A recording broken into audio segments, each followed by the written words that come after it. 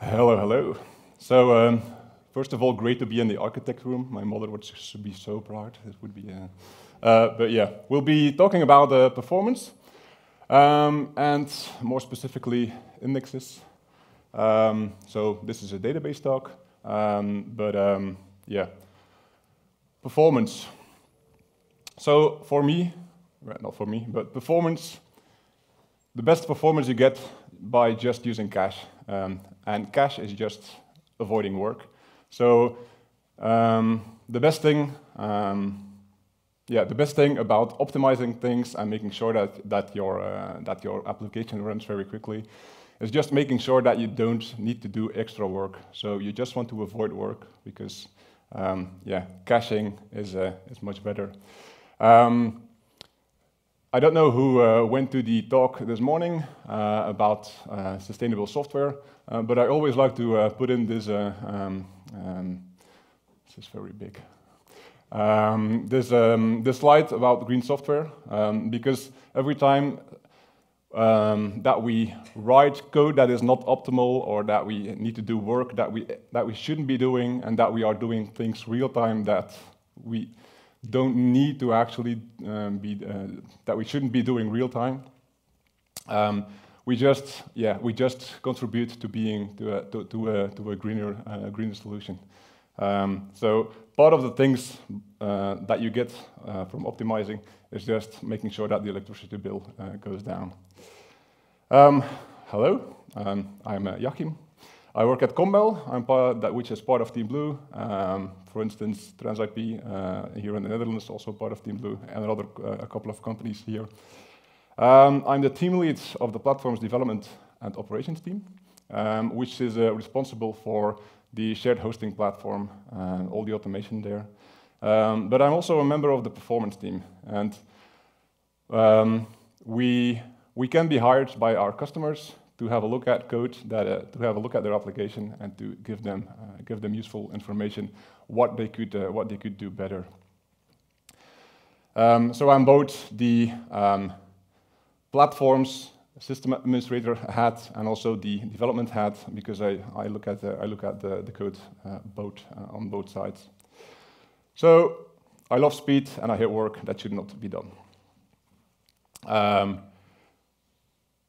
From the performance team perspective, we have a kind of flow chart. I have other presentations about performance, and it basically always boils down in the application that we have like this line that starts with the user and then ends at the other end with the databases and external APIs. And what we want to do with the performance team is we want to push as much as the stuff that we should not be rendering. We want to push it as far to the user as possible.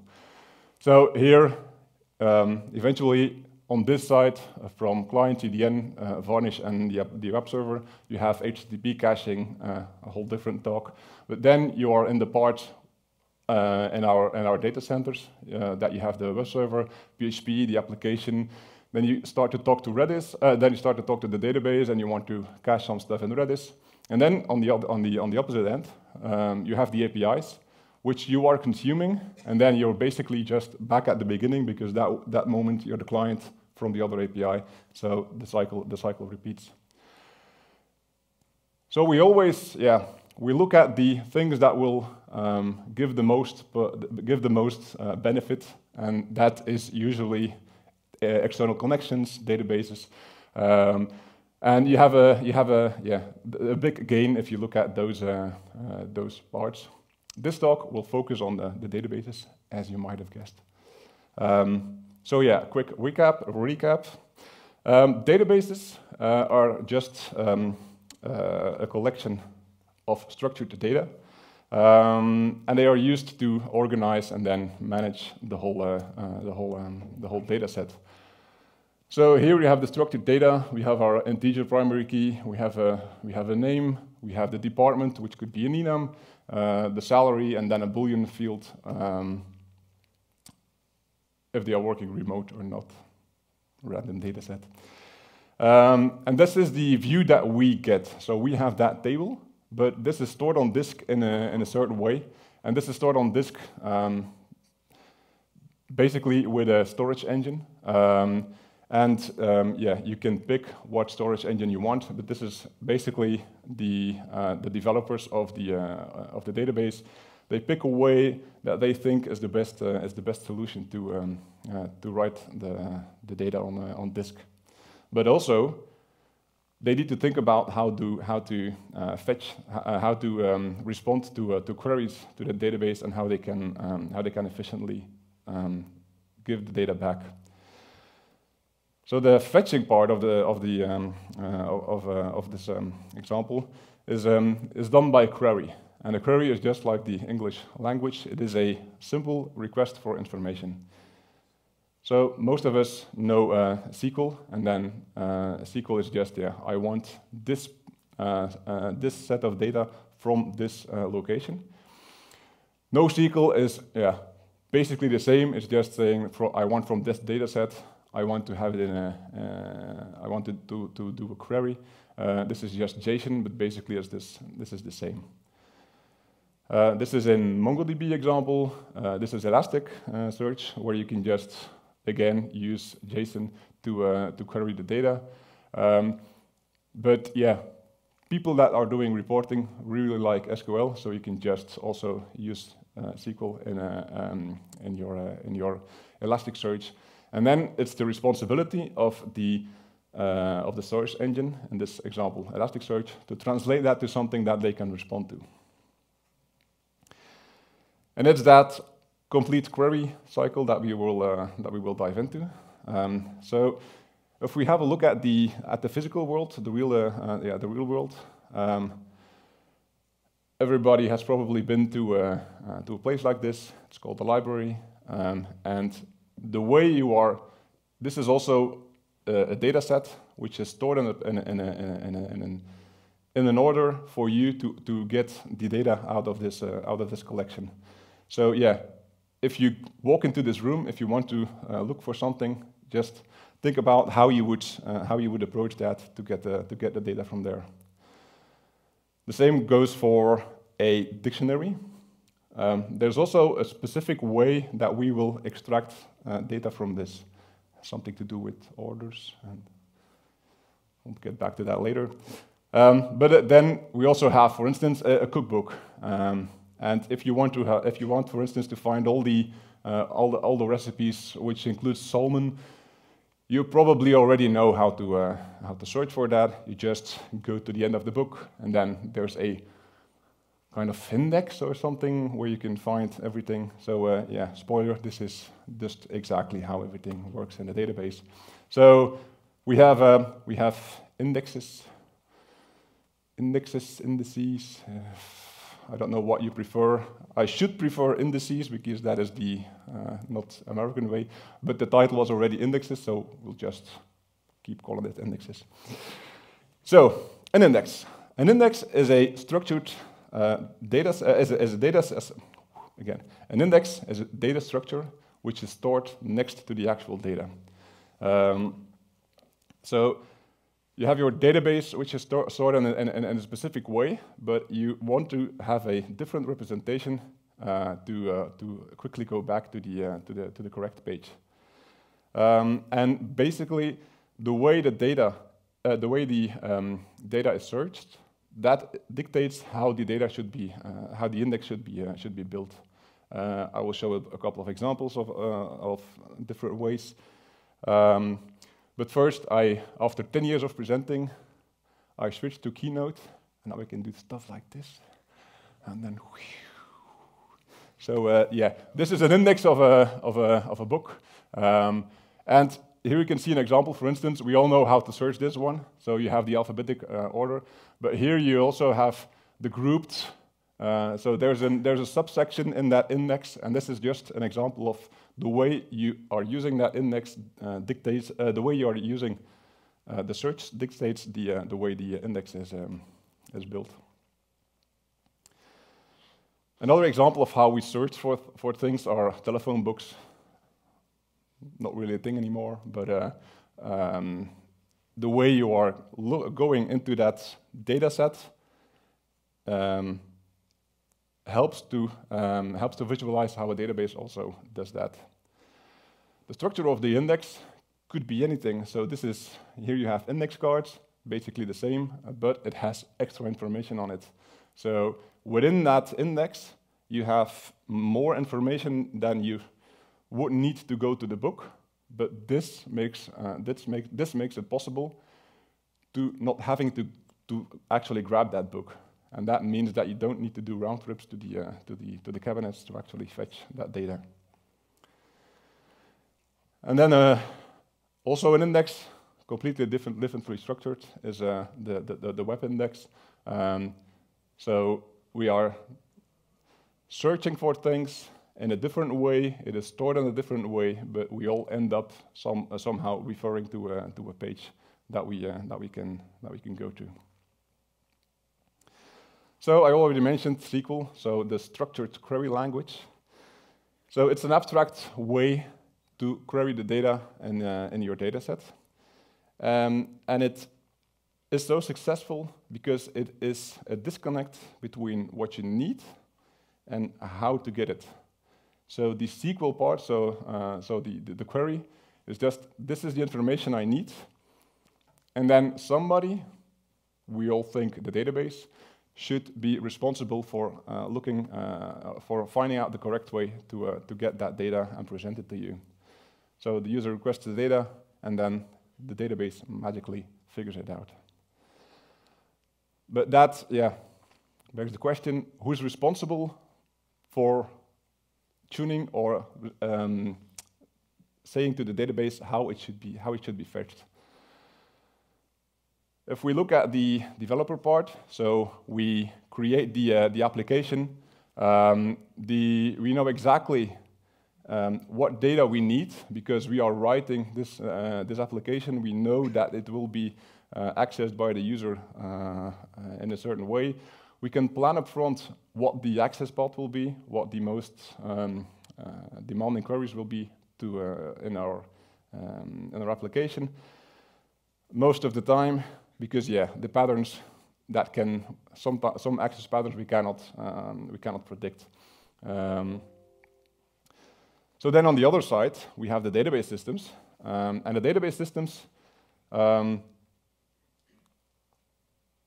database itself also tries to help you with executing a very fast query, because that is how they sell their product. They want to be the quickest one.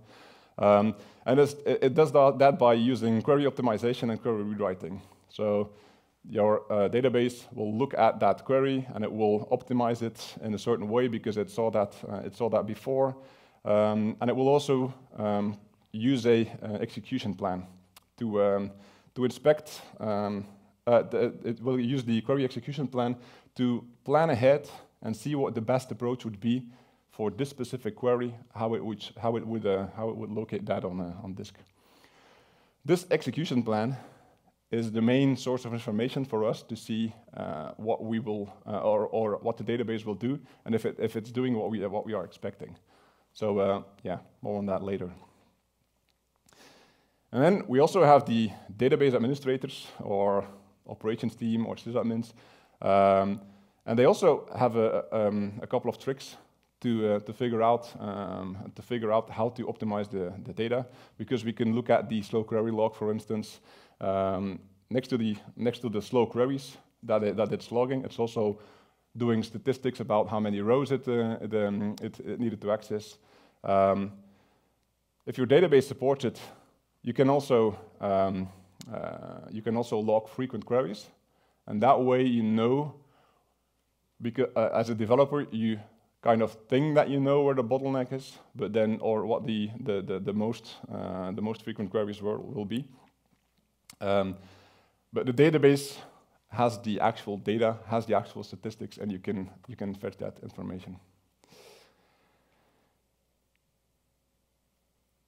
So as my role as in the application team, I'm on both of the side of the developer, but also DBA, and we try to tune our cluster because it is in our benefits to have as optimized queries as possible, as little queries as possible, because that is just, if you have thousands of databases, then yeah, it helps every millisecond, helps to reduce the load on the system. So we saw the examples of all the indexes in real life. Let's have a look at database indexes. So the data set you saw on the right-hand side in the beginning, this is the create statement for it.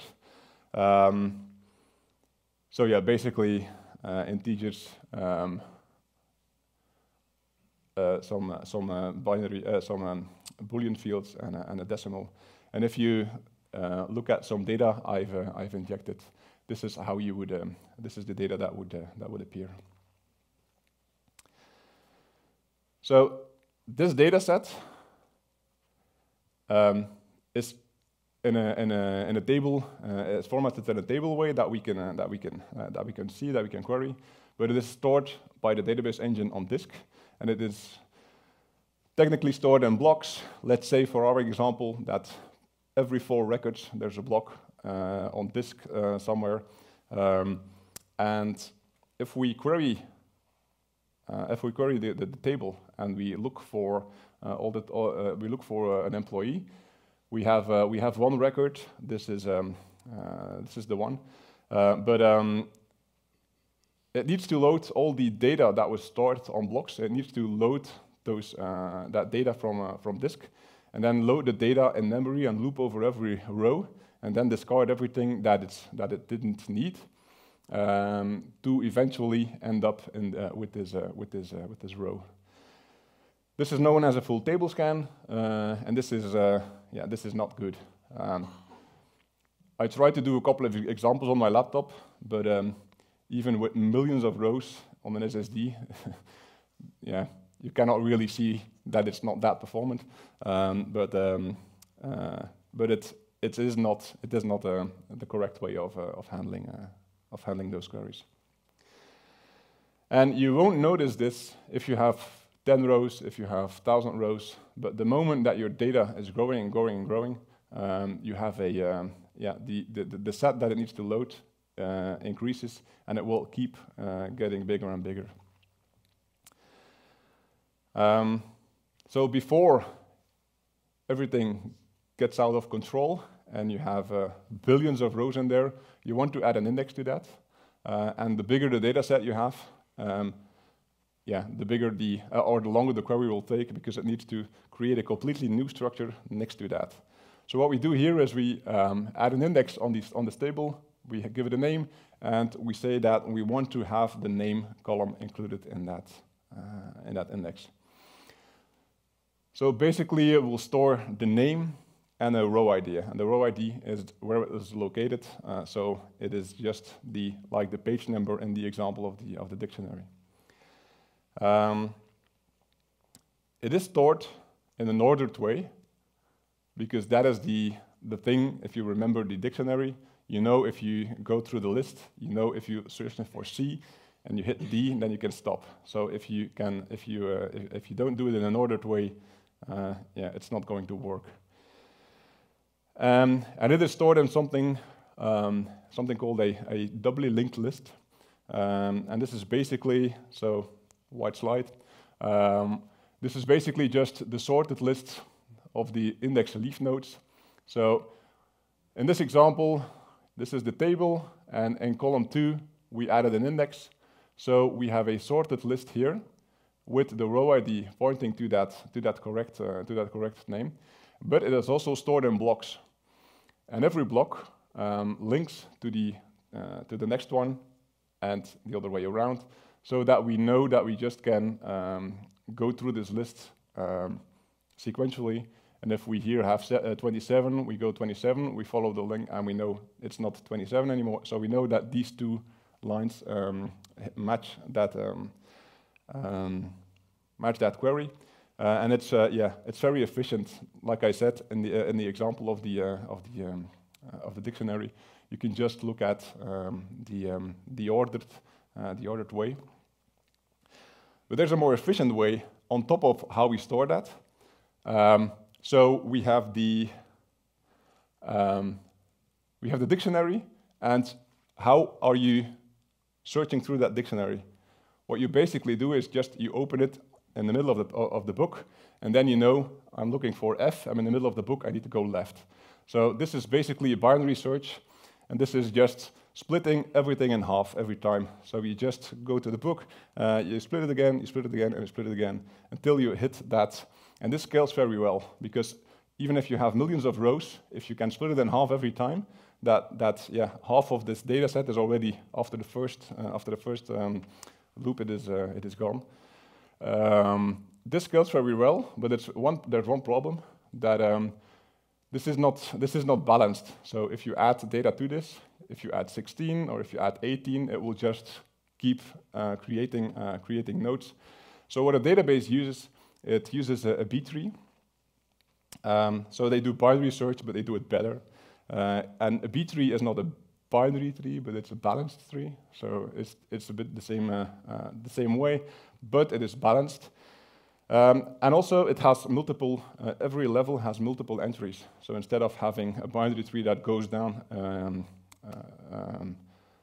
thousands of layers, it has every entry has multiple, every level has multiple entries, so that we can compact that tree a bit more. So this keeps the tree low. So not visible, but this is the tree, and it's basically also, instead of splitting it in half, we have 3 entries here, and then we know if it's lower than that value, we go to this entry.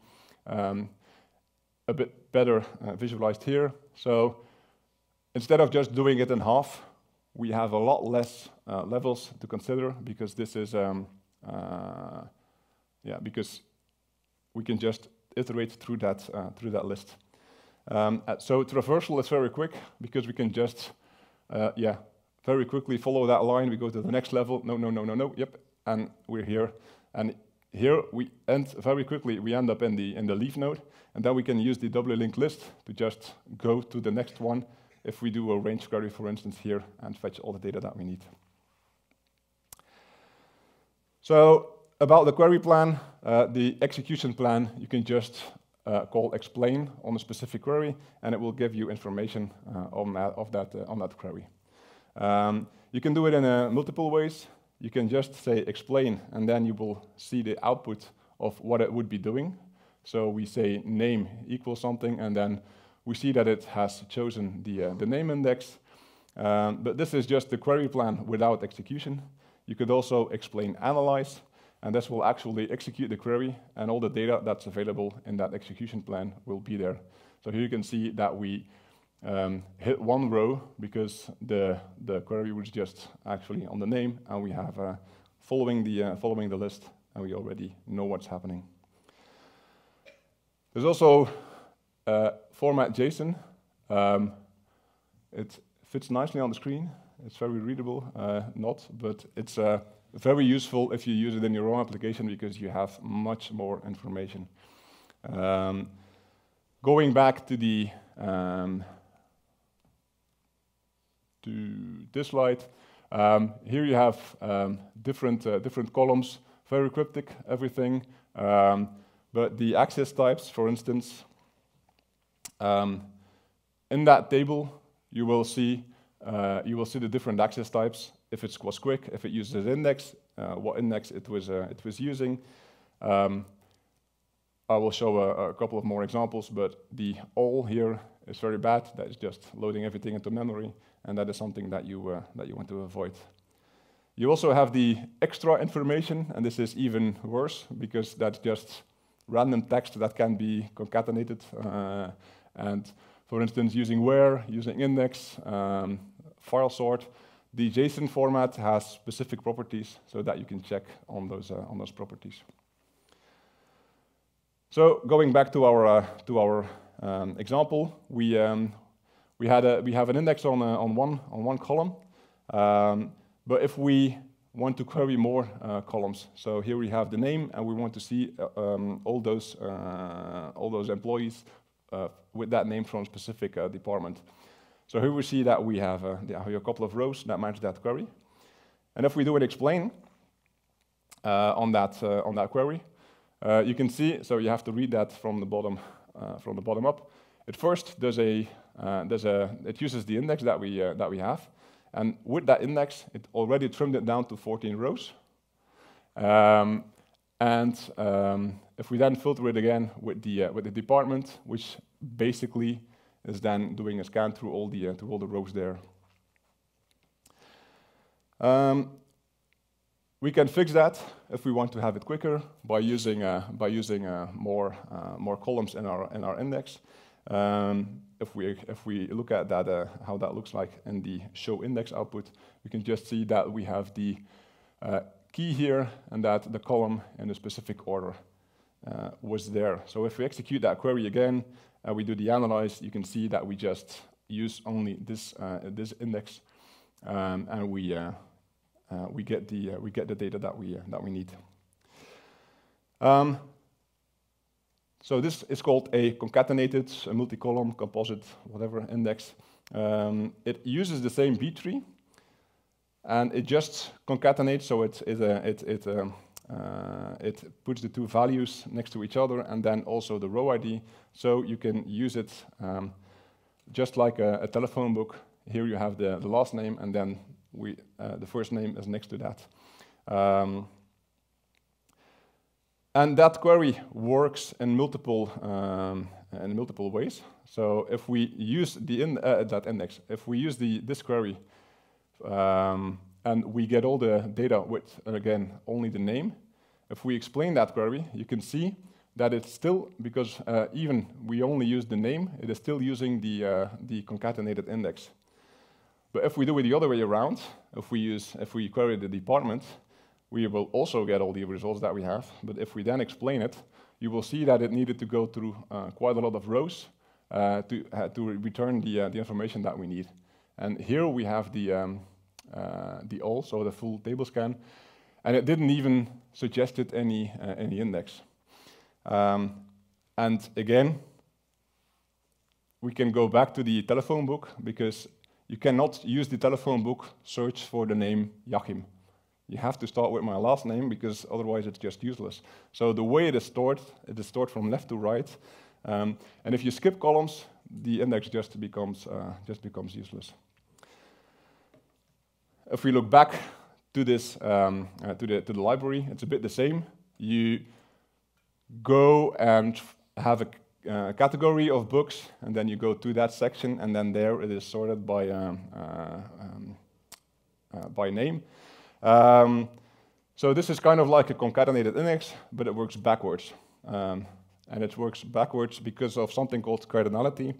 By searching for pictures, I found out that this was a cardinal, so this is a bird, and it has a resemblance with the cardinals from the church. Anyway, so in mathematics, it's just the number of elements in a set, and with data analyst data basis, it is unique values in a specific set. And the cardinality helps to choose the correct index, because if you have a low cardinality, you have a small number of unique values compared to the complete set. And this is helpful in the library, but not in the database. So in the library, the low number of values is the category, and then if you select that, you can go to the names, to the books. But then the database, you want it the other way around, because if you look at the database, and we would have an index first on remote and then on name, then the database would only be able to split the table in half, and then it would stop, because it would have true values and false values. So in a database, you need to put the high cardinality first, and then you can put the other queries. So the B-tree traversal is much quicker. Running out of time, but I will go a bit faster. So you have to put it first, but you also want to make sure that your index can be used for multiple queries. So index behaviors, I will just go very quickly over them because, time. So multi-column, I already said, unique. It's pretty obvious. That is just a unique index. The main benefit there is if you follow the index and it hits the value, you can just stop. You don't need a range. You don't need to scan any further because it's a unique value. So very quick. You can add a prefix. A prefix is very useful if you have very long fields, because then you don't need to have a B tree of 130 or 2,000 characters. You can just say, I want a B tree on the first 10, and then follow that. You have a covering index, and a covering index is basically just, with that index that we have with the two names, we do the salary, we also request the salary, then it will use the index, but then it will need to fetch the salary from disk. If we just use the name and the department, it can do this complete query only by using the index. And then the extra field in the explain will show using index. There's also functional indexes, because the moment that you are doing a function on a column, that index is useless. But if you do a special thing in MySQL, you can actually use that function value in the index. Won't go over full text. If you have a lot of if you have a lot of columns in your index, you could use something called a hashing index, and this is basically a bit the same as you hash the field.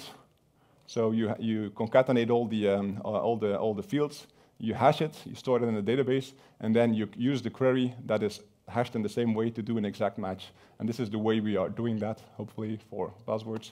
And this is also very quick, because then we have a fixed length that we can use to traverse the B tree. This is how you do it. This is a video explaining it much better than I. But then, to conclude, with great power comes great responsibility. Don't push it. Don't overdo it. Don't do index on every column, because indexes are fast. Indexing has overhead. It creates, as said, a new structure that takes up space, but it also needs to be maintained. So every insert, every update, every delete, we need to update that tree. We might rebalance it also, because it's a balanced tree, a B tree. So yeah, it has overhead. To find good candidates, just look at things that are run frequently, because it's not that because it's fast that it doesn't need an index. If it is running frequently, you also might benefit from an index, because every second counts. Multiple queries, multiple calls, I already mentioned. And if you do indexing on columns that are changed frequently, we'll also have a lot of overhead. This is something I see a lot in our data, in our cluster. Lots of missing primary keys and lots of missing foreign keys. And this is, this kills the database, because this is used in joins quite a lot, but it has no index. So this is quite annoying. There's also a thing from the MySQL manual. So if you do a foreign key, it will just automatically apply an index to that column. Also, you can, after a while, revisit your indexes. So you can look at the statistics I already mentioned, and you can see that the queries that are slow, that are not using indexes, and use the query log, slow query log, and also clean up the unused. There's also a logging table in MySQL to see the unused indexes, and then you can actively remove those so that your writes are being better again. Wildcard, mentioning the same left to right, so don't do a wildcard on the beginning of your string. And then real-time versus batch, not everything needs to be very fast. If you have a reporting job, I don't care that it takes an hour. The data can be crunched. We don't need indexes for that. Last slides, we have the explain. So all the examples were pretty basic. But if you do explain on a large data set, on complex queries, it will get hairy. Use JSON, that helps. Use the tree, that also gives a much better look into what's happening. But you can also use the internet. There's something called MySQL Explained, and you can just paste your output from MySQL Explain, and it will help annotate annotate things, and give you some suggestions. Only 5 minutes over time, so thank you all. And my name is Jachim. Q&A is in the hallway, and have a great lunch. Thank you.